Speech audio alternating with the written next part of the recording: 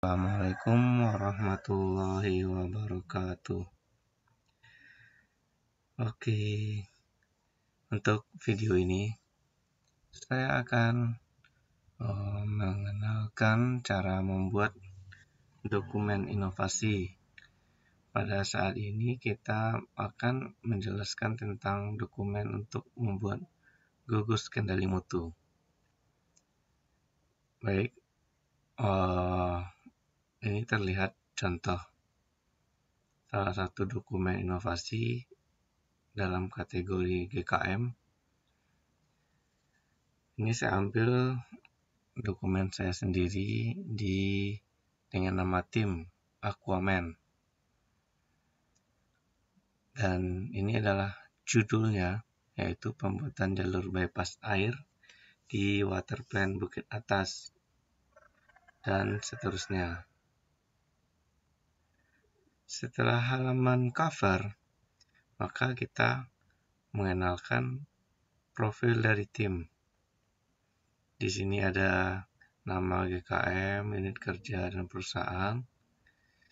Dan ini adalah timnya, ada ketua, inisiator, sekretaris, dan anggota. Sebelah sini adalah tempat atau organisasi dari tim inovasi itu sendiri. Dan di sini boleh ditambahkan juga ada inisiatornya, fasilitator, dan flow proses dari inovasi tersebut. Dan selanjutnya yang harus kita buat juga adalah jadwal aktivitas dari inovasi yang akan kita buat. Jadi di setiap inovasi ini kita menggunakan langkah plan, do, check, dan action. Bedanya di GKM ini, di gugus kendali mutu ini, kita menggunakan 8 langkah. 1, 2, 3, 4. Di mana di plan itu terdapat 4 langkah, yaitu menentukan tema dan judul, mencari penyebab permasalahan, menentukan penyebab dominan, merencanakan perbaikan. Tahapan kedua adalah tahapan do di langkah keempat, yaitu pelaksanaan perbaikan. Tahapan selanjutnya adalah tahapan cek di langkah ke-6, evaluasi hasil, dan di action itu terdapat 2 langkah, yaitu langkah 7 dan 8, yaitu membuat standar baru dan menetapkan tema berikutnya. Oke, kita masuk ke tahapan langkah pertama, yaitu latar belakang. Latar belakang ini berisikan identifikasi masalah.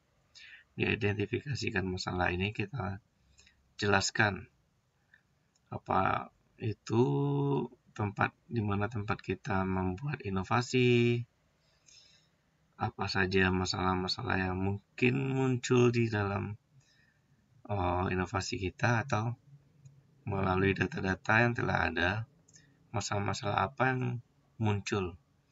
Dan selanjutnya dan tidak lupa pula yaitu eviden atau bukti-bukti permasalahan yang muncul di dalam inovasi sebelum inovasi ini dibuat. Dan dari eviden itu, maka kita identifikasi masalah-masalah apa saja yang muncul. Di sini terdapat di dalam inovasi GKM Aquaman ini terdapat 3 masalah yang muncul. Setelah itu, kita tentukan prioritas masalah. Prioritas masalah ini dapat kita ada beberapa tools. Yang pertama adalah bisa jadi eviden atau story dari permasalahan muncul, dan kita ratingkan. Kita buat penilaian dari masalah itu yang mana yang paling sering muncul. Atau jika itu suatu ada operatornya atau diproduksi, kita juga bikin jika data permasalahan itu tidak jelas atau kurang lengkap, maka kita bisa bikin dalam bentuk kuesioner dan kita minta si operator dalam menilainya. Setelah kuesioner diisi, maka kita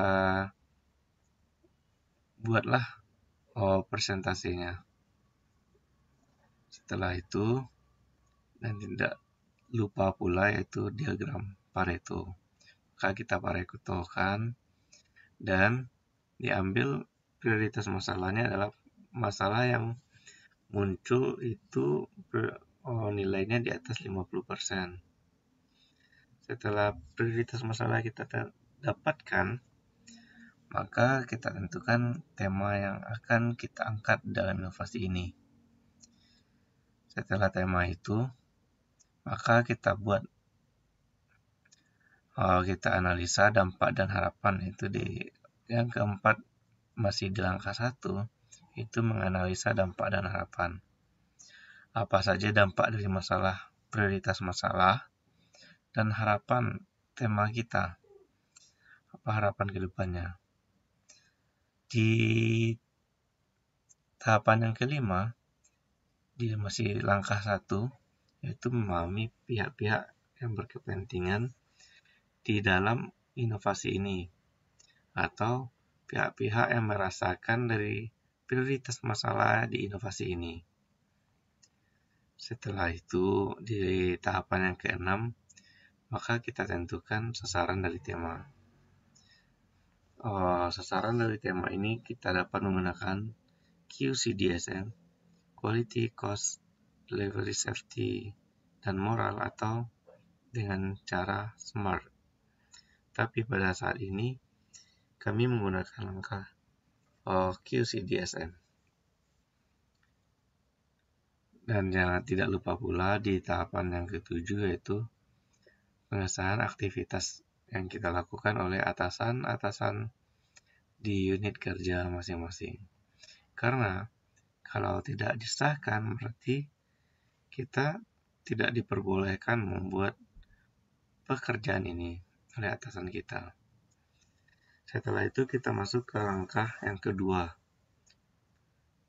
yaitu langkah analisa penyebab.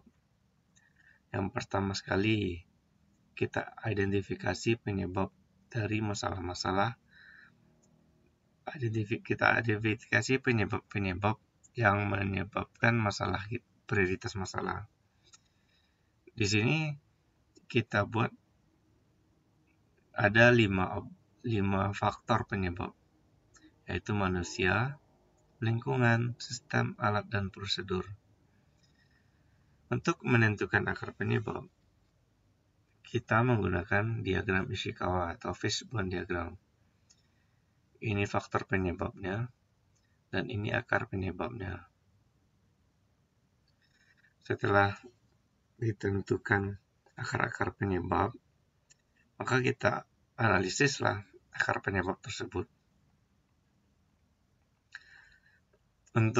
Setelah dianalisis akar penyebab tersebut, maka kita tentukan penyebab yang dominan. Untuk penyebab dominan ini juga seperti dalam menentukan prioritas masalah, ada beberapa cara. Bisa dengan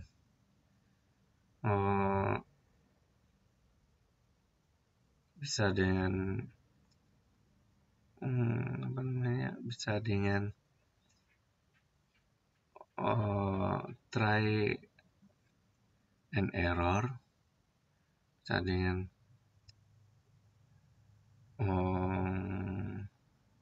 melakukan research, atau dengan yang terakhir dengan tabel NGT, yaitu nominal group technique. Di sini kami menggunakan tabel NGT. Setelah itu kita masuk ke langkah ketiga, yaitu menentukan solusi. Untuk menentukan solusi, pertama sekali kita buat alternatif solusi. alternatif solusi ini pasti tidak hanya satu alternatif solusi. Kita harus menyediakan beberapa solusi. Dan kita buat juga faktor-faktor pendukung, faktor-faktor dari alternatif solusi tersebut. Di sini ada quality, cost, delivery, dan safety. Maka dari faktor inilah kita akan menentukan solusi yang terbaik dari alternatif solusi yang kita kemukakan. Setelah alternatif solusi yang terbaik kita temukan, maka kita buatlah analisa risikonya. Di analisa risiko itu ada solusi terpilih, risiko yang muncul, serta tingkat risikonya. Di sini di tingkat risiko ini ada frekuensi, ada dampak, dan ada tingkat risiko. Di mana penjelasan frekuensi ini disepakati atau oleh tim. Di sini ada nilainya 1 sampai 5, yaitu sangat jarang, sedang, sering, dan sangat sering. Di mana sangat jarang itu terjadi kejadiannya maksimal 1 kali dalam setahun. Jarang itu kejadiannya 2 sampai 4 kali dalam setahun. Sedang itu 4 sampai 6 kali dalam setahun. Sering itu dikatakan sering dia 6 sampai 12 kali setahun. Sedangkan sering sekali itu minimal atau lebih dari 12 kali dalam setahun. Sedangkan dampak kita nilainya dari sini. Itu sangat ringan, sedang, besar, dan sangat berat. Dengan keterangan tidak menyebabkan pabrik stop, itu sangat ringan. Menyebabkan pabrik stop dalam satu shift, itu masih ringan. Menyebabkan pabrik stop 2 shift, itu sedang. Berat menyebabkan pabrik stop 3 shift. Sedangkan sangat berat itu menyebabkan pabrik stop lebih dari 1 shift. Oke, untuk kita menilai tingkat risikonya, maka kita dapat menilainya dari sini. Jika itu sangat sering, dengan frekuensinya sangat sering, dan tingkat keparahannya sangat ringan, maka itu sedang. Dan begitu seterusnya. Jadi, untuk tingkat risiko adalah yang ini. Kita nilai dari frekuensi dan keparahan. Kita ambil titik potongnya. Itulah tingkat dari risiko tersebut. Dan selanjutnya kita masuk ke dalam rencana perbaikan. Dalam merencanakan perbaikan ini, kita menggunakan 5W dan 2H, yaitu faktor penyebab dominan itu adalah Y, sasaran itu atau tujuan adalah what, cara untuk menentukan solusinya adalah how, waktunya when, lokasinya where, PIC-nya how, who, dan how much. Jadi 5W dan 2H. Setelah itu kita untuk masih dalam merencanakan perbaikan, tahapan keduanya adalah mitigasi risiko. Risikonya adalah ini dan mitigasi risikonya ini. Dan setelah itu, supaya si juri menyatakan inovasi ini dilakukan oleh orang yang tepat, maka kita buatlah kompetensi personel yang melakukan inovasi ini. Ini adalah kompetensi personel dari ketua, inisiator, sekretaris, dan anggota. Dan tahapan yang keempat, maka kita detailkanlah rencana-rencana perbaikan kita. Itu dari solusi terpilih, detail solusi, sasaran, waktu, tempat, dan PIC-nya. Setelah itu, kita harus sahkan detail rencana perbaikan ini dengan atasan kita di unit kerja, dimulai dari ketua, fasilitator, dan atasan. Selanjutnya kita masuk ke tahapan do, yaitu langkah kelima. Di langkah kelima ini kita pelaksanaan perbaikan. Yang pertama sekali, kita di pelaksanaan perbaikan ini dalam persiapan apa saja detail-detail dari persiapan langkah-langkah persiapan kita. Di sini ada penerapan data, pembuatan desain, pengadaan kebutuhan material, dan sharing knowledge. Dan selanjutnya adalah tahapan pelaksanaan. Tahapan pelaksanaan ini ada instalasi peralatan, melakukan tes kebocoran, dan penerapan standar baru. Dan setelah itu kita melakukan pengukuran hasil peningkatan. Di sini ada biayanya sebesar Rp26 juta. Dan selanjutnya kita masuk ke tahapan cek. Di tahapan cek ini, langkah ke-6 yaitu adalah evaluasi. Pertama sekali kita menganalisa hasil peningkatan sebelum dan setelah inovasi. Dan kita juga mengevaluasi value added dengan menggunakan seperti tadi SMART atau QCDSM. Di sini tim Aquaman menggunakan QCDSM. Quality, Cost, Delivery, Safety, dan Moral. Dan jangan lupa pula kita juga di value added ini tidak hanya value added terhadap inovasi, kita juga harus menilai value added terhadap personel tim.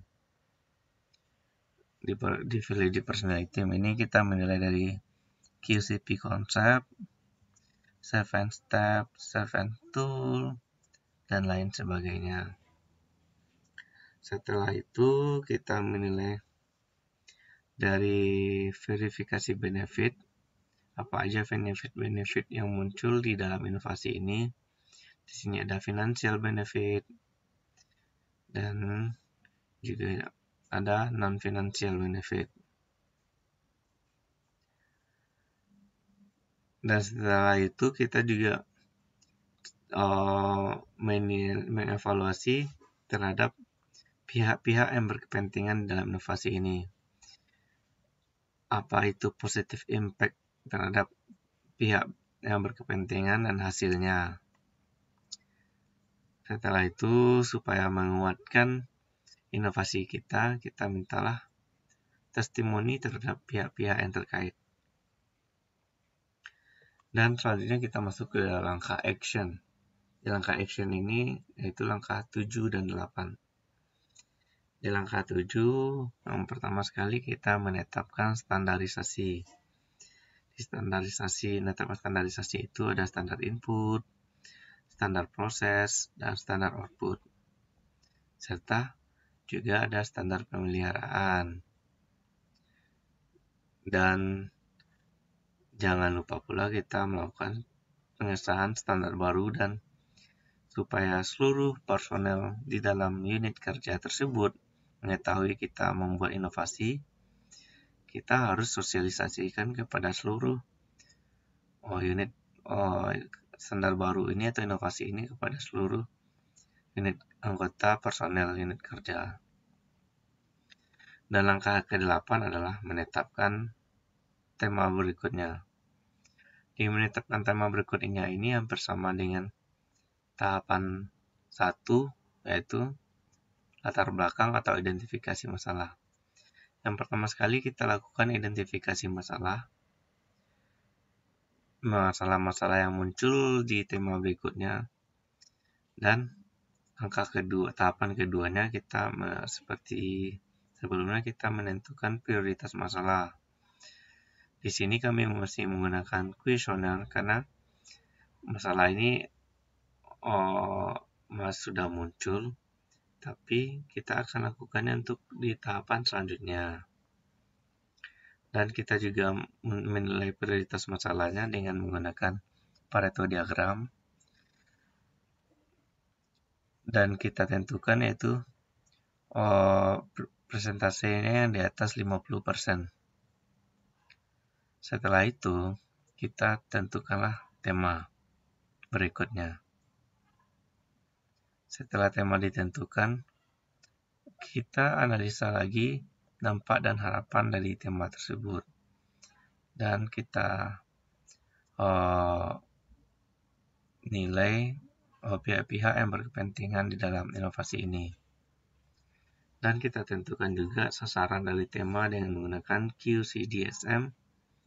Dan yang terakhir adalah yang harus kita lakukan adalah kita buat jadwal dari aktivitas. Dan yang pastinya kita harus sahkan dokumen ini kepada atasan kita tempat unit kerja. Oke, terima kasih. Mudah-mudahan bermanfaat sharing ilmunya. Dan dokumen contoh dapat dicek di deskripsi dari video ini. Assalamualaikum warahmatullahi wabarakatuh. Mudah-mudahan bermanfaat.